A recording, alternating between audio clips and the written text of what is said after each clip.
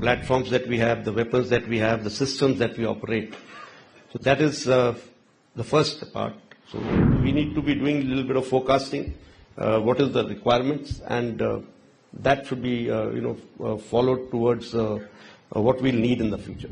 I'm very convinced in my mind that even if a homegrown system gives me a slightly lesser performance in terms of up to even if it is 90% or 85% of what I get in the world market, we will go for homegrown system.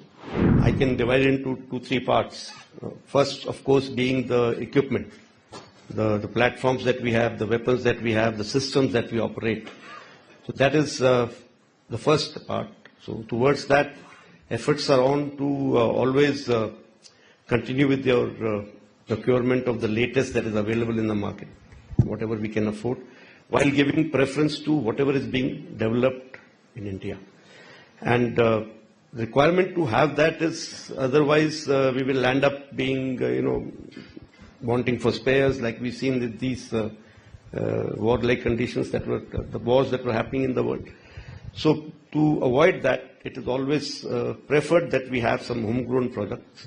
Even if we don't have a home-developed product, at least should be made in India. That should be the preference. And while that is a costly affair, we continue upgrading our systems that exist, giving them a new lease of life. That is as far as equipment is concerned. Second requirement, I would say, will be the infrastructure. We need to have supporting infrastructure so that we can operate this equipment in the correct environment. And third will be the human resource, the people behind, the man behind the machine, the men and women behind the machine. So to give them the correct kind of training, to give them the correct kind of psyche to operate those equipment, to give them the understanding of what is happening in the world, so that they are able to draw the correct lessons, to groom the leaders for tomorrow, so that they are able to take the Indian Air Force on the right path. So that is as far as capability is concerned. But capacity-wise, I'll say, we need to be able to take on this long protracted wars, for which we need the capacity to be able to come up with that production rate that will be required for the weapons during war. We will not be able to store or have a big stock because they all have life, and we can't afford to just keep losing these weapons because of their life being expired. So we'll have to have a happy mix of what we store and what we have the confidence that our industry will come up and produce those weapons in terms of capacity. And capacity, we within the Air Force have the capacity to continue with that protracted war. That is what is required. So the key enablers, now this is one question that everybody is asking, sir, key enablers to transformation in the Indian Air Force, and what guiding tenets will shape the future capability build-up, sir? So, like it was alluded to in the last talk also, that session, I think the key enablers will be the technology. We need to make sure that we remain abreast with the technology. We need to make sure that we utilize it in the most optimum manner. And, once we are able to catch up with the technology, I think thereafter it will be a smooth ride.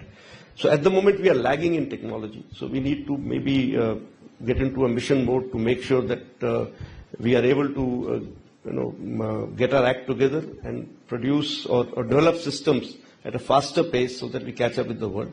So that will be the requirement to move forward in this direction. I've actually lost track of what you asked last, the part of it. Sir, guiding tenets that will shape its future capability build-up, sir. Yeah, so like I said, we need to be thinking about our future. We can't be fighting a war of yesterday.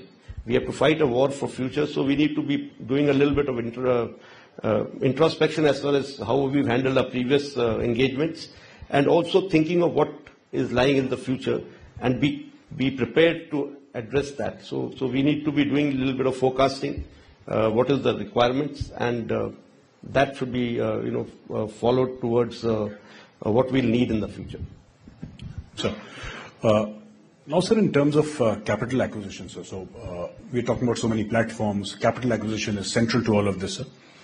What is the primary focus of the Indian Air Force in terms of capital acquisition, and how does it support the vision of Atmanirbhar Bharat? So, as I said, our first priority is anything that is homegrown. I'm very convinced in my mind that even if a homegrown system gives me a slightly lesser performance in terms of, up to, even if it is 90% or 85% of what I get in the world market, we will go for homegrown system, because that is the only way we can get over with this, always looking outward to get our systems in. So that is how we are going to move on. But at the same time, a homegrown system cannot just happen overnight. It will take time and it needs to be supported. So for that, Indian Air Force is fully committed to any R&D project. Of course, we have been a very integral part of all the developments that have taken place, whether it is in the aircraft domain or in systems domain or in the guided weapons domain. Indian Air Force has been, the members from Indian Air Force have been a part of that team. We have been fully supportive of this. And while we are doing this, at the same time, we may have to, look at some systems which are available, but they can be made in India. That will give us a boost. That way, the new technology comes into India at a quick pace. And also, it gives us sort of a wider base to look at when it comes to productionizing our homegrown systems. So that is what we should be looking at. Sir, the theme of our conclave is Bharat 2047 Atmanirbhar in War. Sir, I wanted to ask, in the Indian Air Force's vision of 2047, sir, where is Atmanirbharta? You've also, in the previous questions, you have certainly mentioned that, even if you get 85-90% of the performance that you get in foreign platforms, the Indian Air Force is going to back domestic platforms to the best of their capability, including R&D. But where does Atmanirbharta figure in this, sir, in your 2047 vision? So I feel this question is not just for the Indian Air Force. It is for the whole nation to answer. Where are we headed in 2047? I can take a vow today that I will not buy anything from outside, but or I will wait for anything that is developed in India. But that may not be possible in case it doesn't come up at that pace. Like I told you, at the moment we all are aware that we are very badly off in terms of numbers, and the numbers which have been promised are also coming a little slow. So there will be requirement to go, to go look for something which can quickly fill up these voids. But I personally feel if we all get our act together, we all take a vow that henceforth at least there will be no more slippages in our timelines. Henceforth at least there will be, whatever technology we can do on our own, we grab that technology, whatever technology we require to maybe collaborate with the world. We do that. But somehow we need to accelerate this pace. We've done an exercise in-house study. We need to actually produce or induct aircraft at the rate of almost 2 squadrons per year to cater for, the ramped up numbers that we want, plus whatever is going to go out very soon. We have a lot of fleets which are, another 5 to 10 years, we'll have to phase them out. So those fleets have to be filled up also, plus we already have vacancies available. So it means we are looking at something like 35 to 40 aircraft a year being produced somewhere. So those capacities, I understand, cannot come up overnight. But we need to start pushing ourselves towards that. Now, like LCA Mark 1A production, HAL has promised that from next year onwards, we will have 24 aircraft being made per year. So I'm very happy with that. If we're talking about 24 aircraft of Mark 1A, plus some Sukhois or some other aircraft.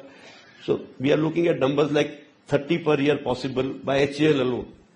Along with that, if you have some private player coming in, we have a very good model of transport aircraft at least at the moment, C295. If some private industry comes in for a Make in India, let's say, We add another maybe 12 to 18 acre per year from their side. So we are reaching that number. So that is possible. It is not that it is not possible. But yes, we need to make sure that we don't take we don't lose steam while we are pushing this.